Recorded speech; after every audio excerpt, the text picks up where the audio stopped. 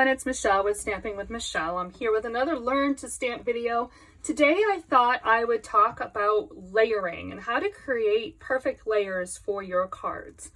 First of all, let's talk about the basic size of a card. So your standard card is going to be a half sheet of cardstock, which is 8.5. This is the regular sheet, but then you cut it in half at 5.5 inches. Normally it would be an 11-inch piece of cardstock. You cut it off at 5.5. That you fold in half, and that's what makes your standard card. That's what this is here.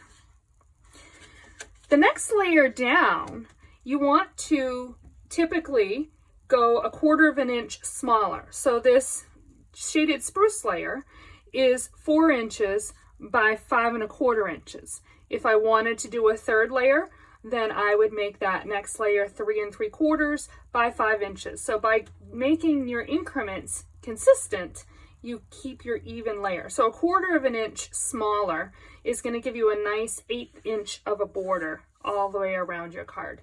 And I continued that with this square here. I actually didn't measure this square. It looks like it's probably 1.5 by 1.5.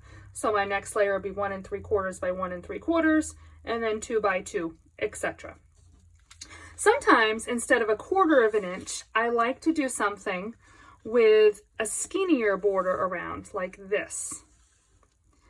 And so this layer started out, of course, your standard card, which is going to be the 8.5 by 5.5.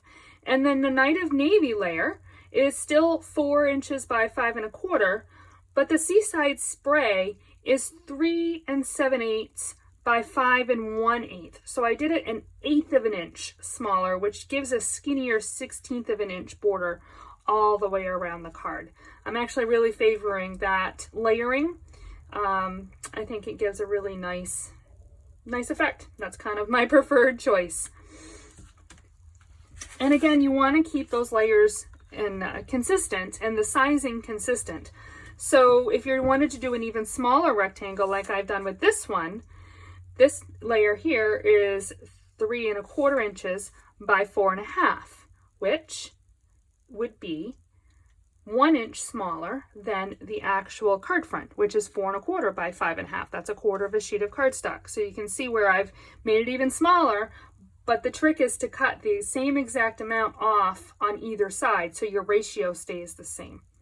And then the next layer up, I just went 1/4 inch bigger. So it is 3.5 by 4 3/4. And that's kind of the basics of creating layers. You can do obviously all kinds of different size layers. I've got one here where I've done a square, and the square is 3 3/4 by 3 3/4, and then I've got a 4 by 4.